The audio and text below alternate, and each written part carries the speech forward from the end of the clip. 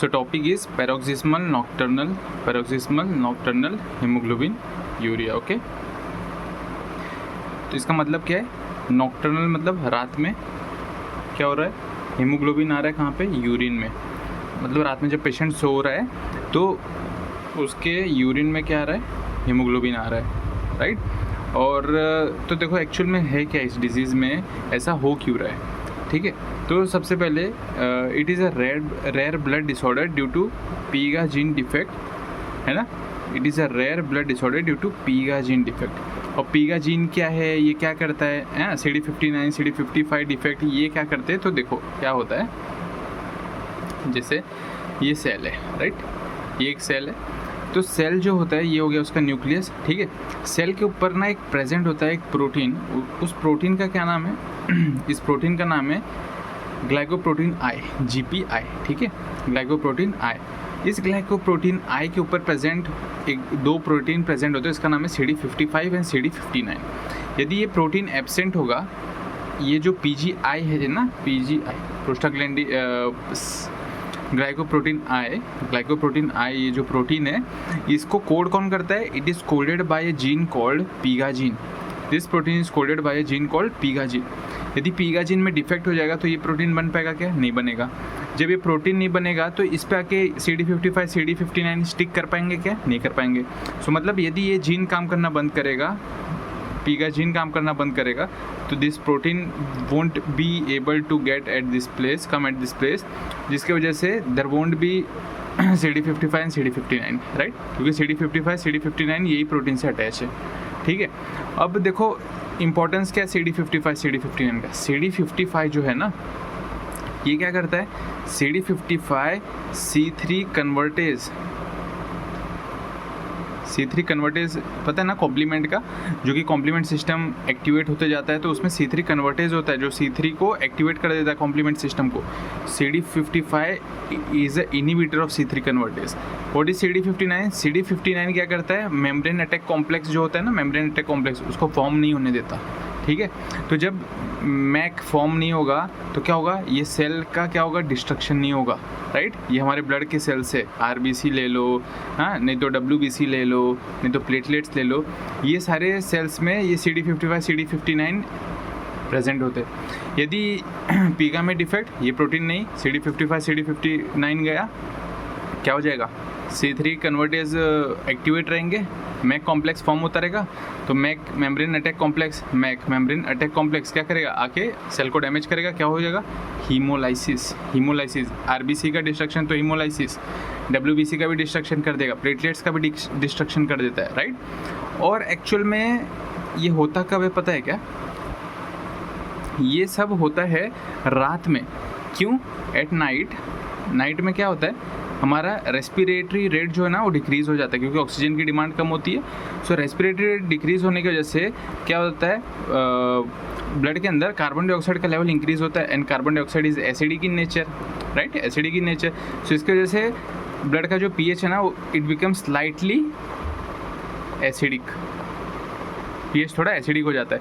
और जैसे ही ब्लड का pH रात में एसिडिक होता है, कॉम्प्लीमेंट सिस्टम एक्टिवेट हो जाता है। और ये कॉम्प्लीमेंट सिस्टम, अब CD55 CD59 तो है नहीं, कॉम्प्लीमेंट सिस्टम रात में एक्टिवेट होता है और हीमोलाइसिस कर देता है। ये हीमोलाइसिस ही नहीं करता, सिर्फ RBC को नहीं तोड़ता, WBC को भी तोड़ता है, प्लेटलेट्स को भी तोड़ता है। सो हर सेल को तोड़ देता है ये, ठीक है। लेकिन जब RBC तोड़ता है तो उसका हीमोग्लोबिन यूरिन में जाता है, तो पेशेंट जब सुबह सो के उठता है ना, तो उसका यूरिन का कलर कैसा होता है? एकदम इस तरीके, सुबह 7 बजे ऐसा दिखेगा। फिर रात भर में तो हीमोलाइसिस हो रहा था, फिर 9 बजे देखो थोड़ा लाइट हुआ, फिर 12 बजे और लाइट हो जाएगा, फिर पूरे दिन भर में एकदम नॉर्मल यूरिन आ जाएगा, फिर रात में सो जाएगा, फिर सुबह उठेगा, फिर से हीमोग्लोबिन प्रेजेंट रहेगा। तो ऐसा यूरिन देखने मिलता है उसमें, ठीक है। So and it is an acquired disease. ये पीगा जीन का जो म्यूटेशन होता है ना, ये एक्वायर्ड होता है, ये इनहेरिटेड नहीं होता, okay. So this was important point. It is a rare blood disorder, ठीक है, ये देख लिया है। ट्राइड ऑफ हीमोलाइसिस, हाँ। और पैनसाइटोपेनिया समझ में आया ना, क्योंकि इट डिस्ट्रॉयज एवरी सेल्स, सारे सेल्स को डिस्ट्रॉय कर देता है। और साथ ही साथ क्या हो जाता है? थ्रोम्बोसिस का रिस्क इंक्रीज़ कर देता है। वो हम लोग देखेंगे आगे। And it is associated with myelodysplastic syndrome. Diagnosis के लिए हम लोग क्या यूज़ करते हैं, we use flare flow cytometry. Flare मतलब क्या, fluorescence labelled aerolysin, fluorescence labelled aerolysin flow cytometry use कर देते। This bind with GPI protein, है ना, GPI प्रोटीन से ये फ्लोरोसिन जाके बाइंड कर देता है।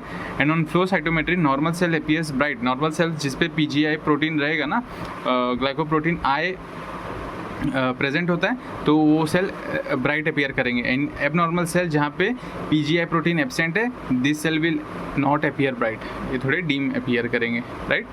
सो और ये क्या होता है, पैरोक्सिस्मल नॉक्टर्नल हीमोग्लोबिन यूरिया में there will be increase risk of thrombosis, there will be increase risk of thrombosis.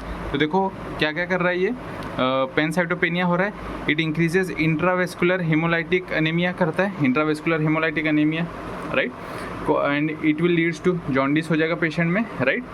फिर इट ऑल्सो इंक्रीज WBC का डिस्ट्रक्शन होगा, लो WBC काउंट में क्या हो जाएगा, इन्फेक्शन का रिस्क इंक्रीज हो जाएगा। थ्रोम्बोसिस क्यों करवा रहा है, आप बोलोगे प्लेटलेट की तो कमी हो रही है, प्लेटलेट डिस्ट्रक्शन हो रहा है, तो थ्रोम्बोसिस क्यों, because platelet over activity at night, because respiratory rate decrease होता है and there is slight acidosis which activates complement system and leads to hemolysis, ठीक है। और थ्रोम्बोसिस क्यों हो रहा है, because platelets over activity, platelets की ओवर एक्टिविटी होने की वजह से, ठीक है। And so all hemoglobin get bind with nitric oxide. तो देखो क्या हो रहा है, थ्रोम्बोसिस का रीज़न क्या है, रात में प्लेटलेट्स ओवर एक्टिवेट हो जा रहे हैं, एक तो ये हो गया। फिर रेस्पिरेटरी रेट कम होने की वजह से क्या हो जा रहा है, एसिडोसिस हो रहा है, उसकी वजह से क्या हो रहा है, हीमोलाइसिस हो जा रहा है, कॉम्प्लीमेंट सिस्टम एक्टिवेट होने की वजह से हीमोलाइसिस हो गया।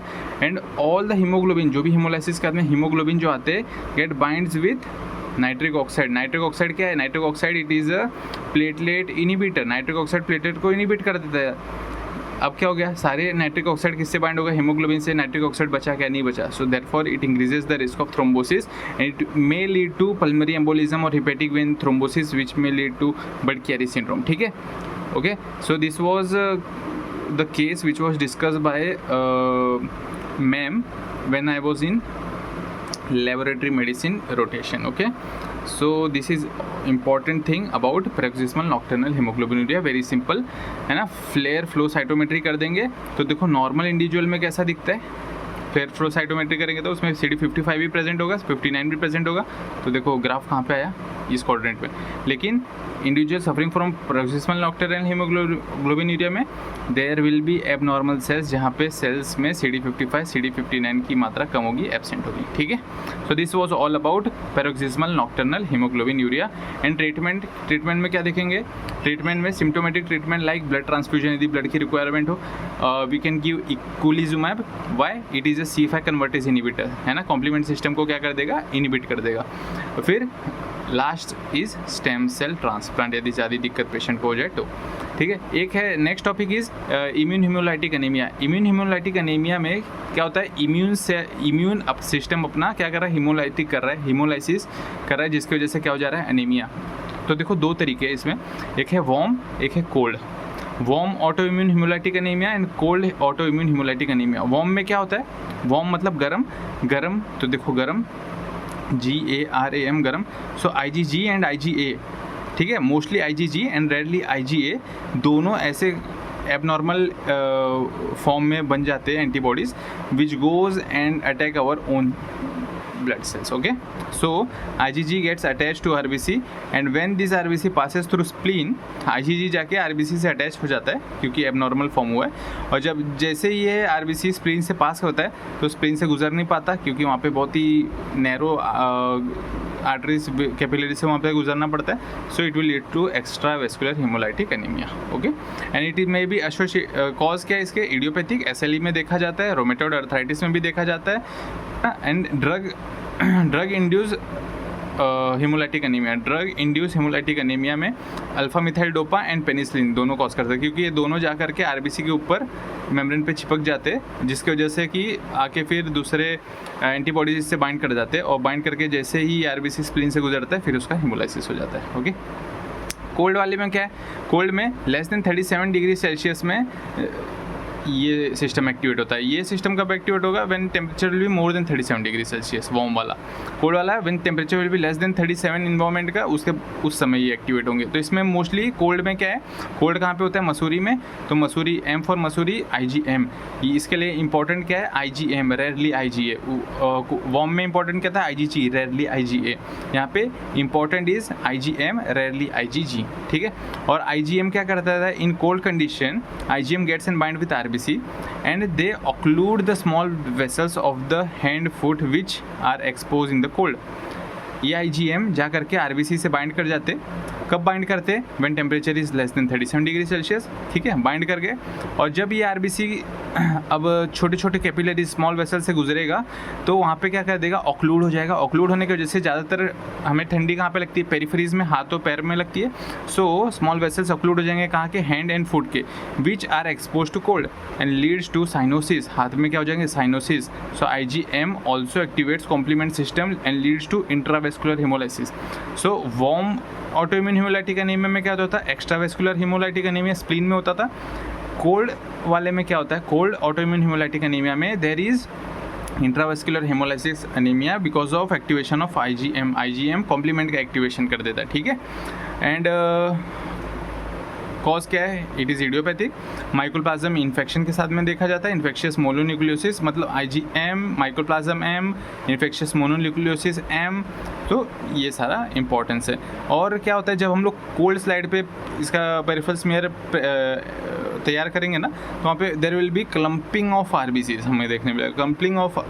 Clumping of RBCs seen on the cold side peripheral smear. और देखो साइनोसिस देखने मिलता है क्योंकि स्मॉल वेसल एक्लूड कर जाती है कोल्ड ऑटोइम्यून हिमोलाइटिक एनीमिया में। और क्या होता है पेरिफेरल स्मीयर में? Loss of central pallor.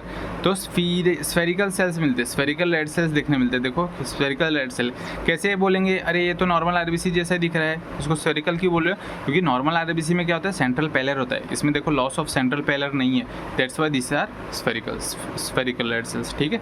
और डायग्नोसिस के लिए क्या यूज़ करेंगे? कुम्स टेस्ट है ना। कुम्स टेस्ट क्या है? डिटेक्ट करता है, इट डिटेक्ट्स एंटीबॉडीज, राइट।